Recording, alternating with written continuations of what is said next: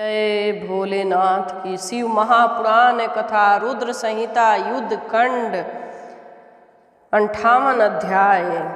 काशी के व्याघ्रेश्वर लिंग महात्म्य के संदर्भ में दैत्य दुर्दुम्भी निर्हाद की वध की हत्या। सनत कुमार बोले, हे व्यास जी सुनिए, मैं शिव जी के चरित्र को कहता हूँ।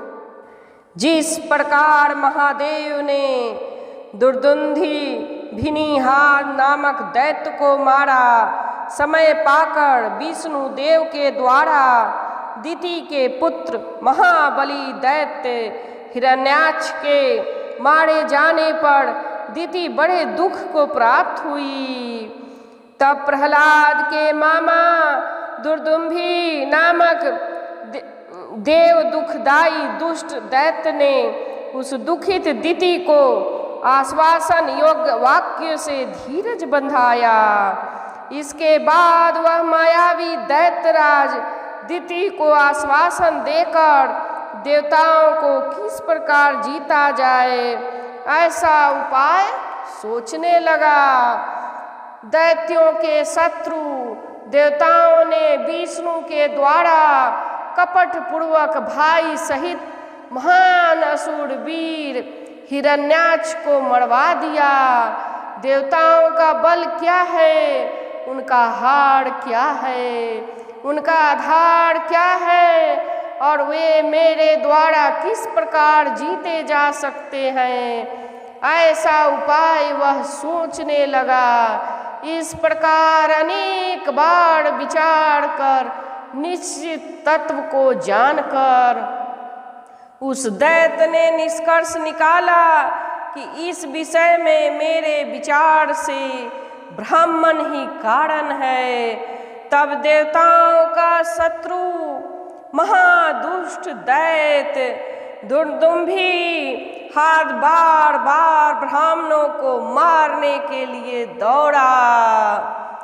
देवता यज्ञ के भोगी हैं, यज्ञ वेदों से उत्पन्न है, वे वेद ब्राह्मणों के आधार पर हैं, अतः ब्राह्मण ही देवताओं के बल है। संपूर्ण वेद तथा इंद्रादि देवता ब्राह्मणों पर आधारित और ब्राह्मणों के बल वाले हैं। यह निश्चय है कि इसमें कुछ विचार नहीं करना चाहिए।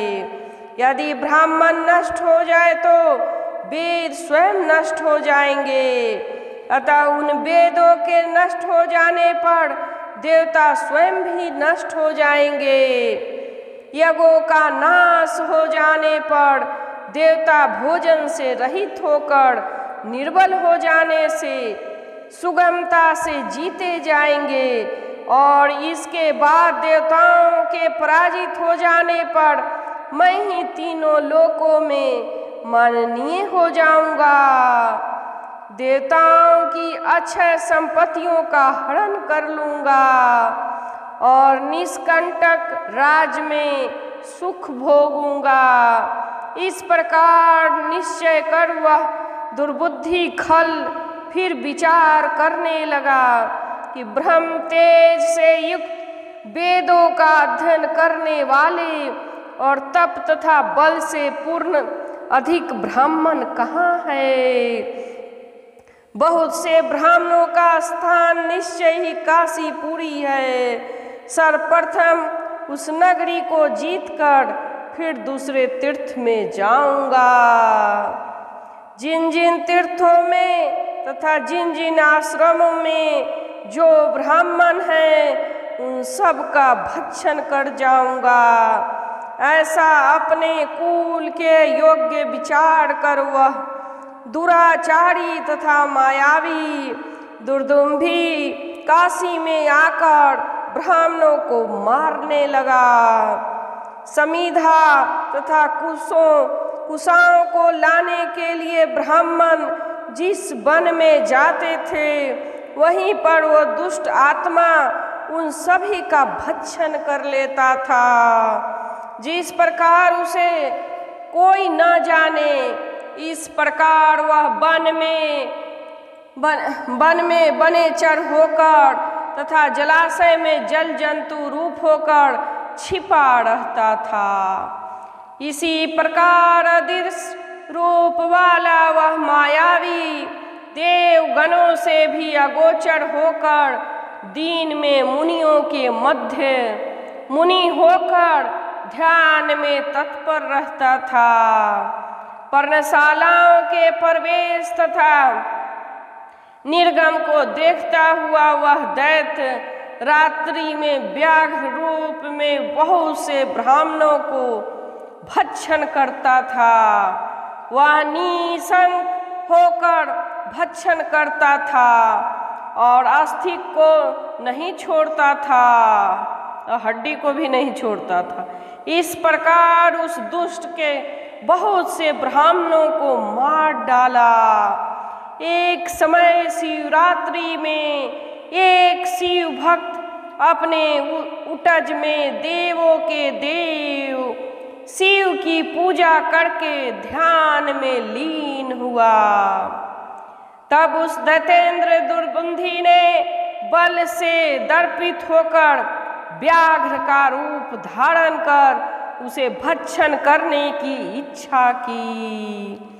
तब ध्यान करते हुए शिव जी के अवलोकन में दृढ़चित होकर अस्त्र मंत्रों का विन्यास करने वाला उस भक्त को भक्षण करने में वह समर्थ न हुआ।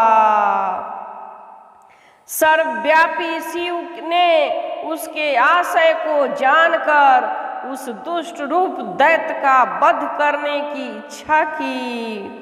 जब उसने व्याघ्र रूप से भक्त ब्राह्मण को ग्रहण करना चाहा, तभी संसार के रक्षा रूप मणि तीन नेत्रों वाले तथा भक्तों की रक्षा करने में प्रवीण बुद्धि वाले शिव जी प्रकट हुए।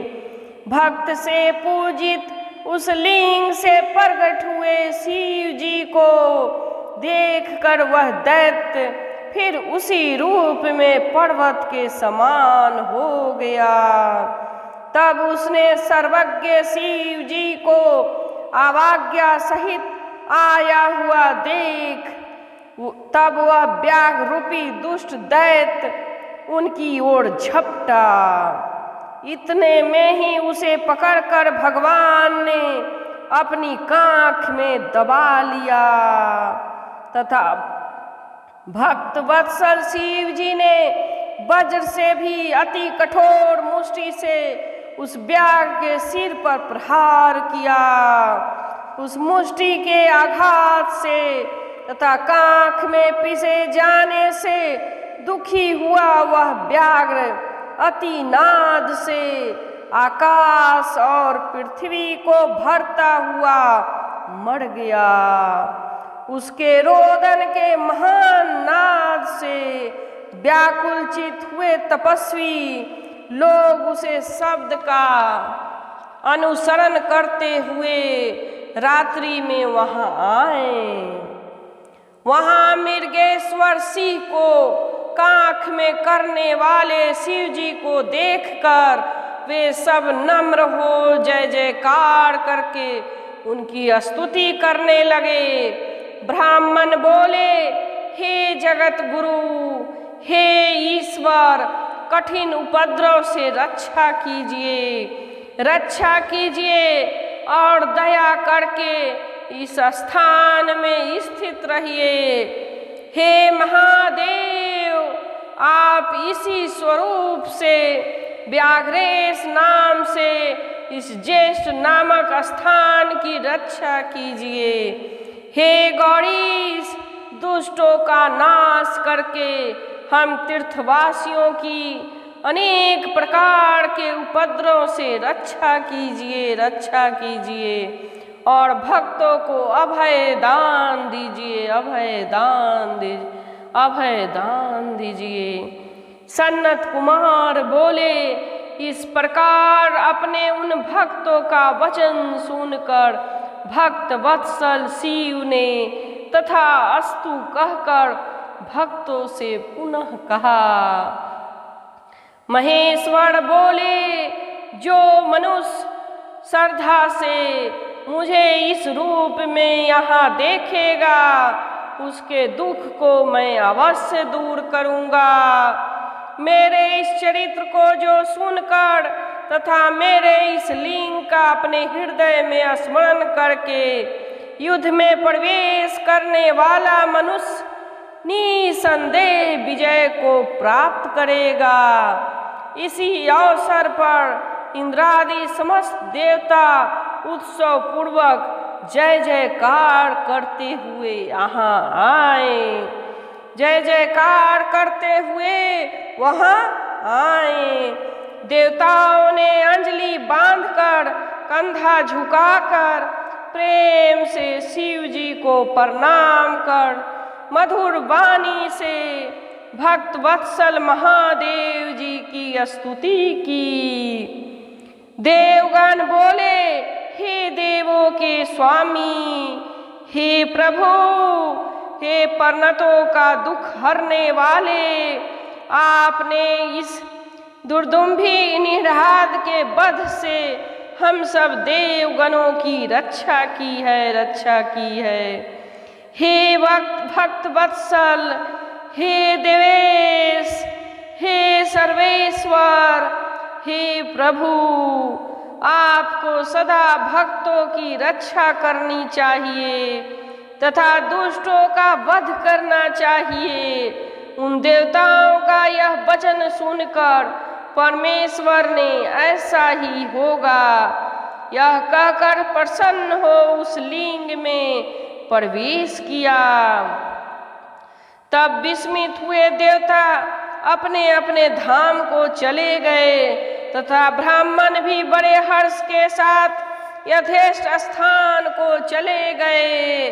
जो मनुष्य व्याघ्रेश्वर संबंधी इस चरित्र को सुनता है अथवा सुनाता है और पढ़ता है अथवा पढ़ाता है, वह संपूर्ण मनोवांछित कामनाओं को प्राप्त कर लेता है तथा सभी दुखों से रहित होता हुआ मोक्ष को प्राप्त करता है। यह अनुपम शिव लीला के अमृत क्षण वाला इतिहास स्वर्ग दायक कीर्ति को बढ़ाने वाला, पुत्र पौत्र को बढ़ाने वाला, अतिशय भक्ति को देने वाला, धन्य शिव जी के प्रीति को देने वाला, कल्याणकारी, मनोहर, परम ज्ञान को देने वाला और अनेक प्रकार के विकारों को दूर करने वाला है। जय भोलेनाथ की। शिव महापुराण युद्धखंड समाप्त। जो भी शिव महापुराण कथा सुन रहे हैं प्रेम से कमेंट बॉक्स में ओम नमः शिवाय लिखकर सब पापों से छुटकारा पाएं। जय भोलेनाथ की।